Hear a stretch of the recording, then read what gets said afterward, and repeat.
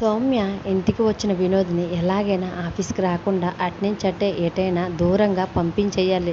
లేకపోతే రేపు నాకు చాలా పెద్ద ప్రాబ్లం అవుతుంది.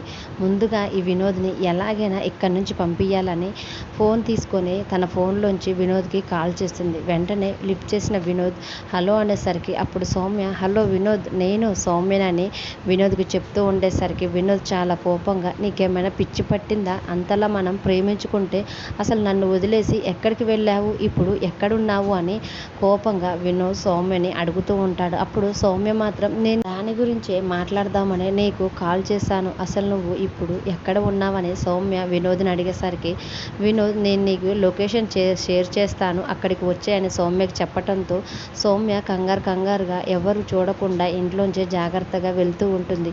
వినోద్తో సౌమ్య ఫోన్లో మాట్లాడేదంతా శరణ్య వెనకాల నుంచి మొత్తం విని ఇప్పుడు ఇది ఇంట్లో ఎవరికి తెలియకుండా కంగారుగా వెళ్తుందంటే దీని కడుపులోని బిడ్డకి ఫోన్లో ఇది ఎవరికి మాట్లాడకుండా మాట్లాడిన వ్యక్తికి ఏదో ఒక సంబంధం ఉంది.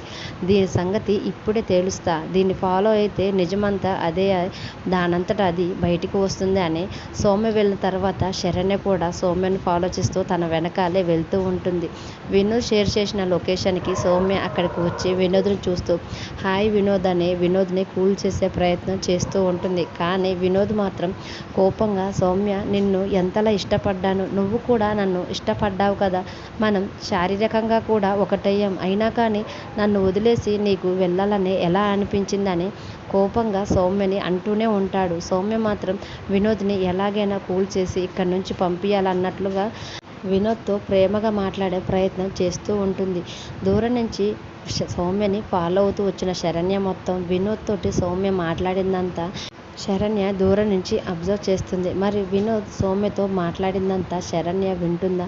సౌమ్య కడుపులోని బిడ్డకి కారణం వినోద్ అని తెలుసుకొని ఇంట్లో అందరి ముందు సౌమ్య బండారాన్ని బయటపెట్టి దర్శన్ గారు ఏ తప్పు చేయలేదని ఇంట్లో అందరి ముందు నిరూపించగలదా అనేది రానున్న ఎపిసోడ్స్లో చూద్దాం. ఈ వీడియోపై మీ అభిప్రాయాన్ని కామెంట్ రూపంలో తెలియజేయండి.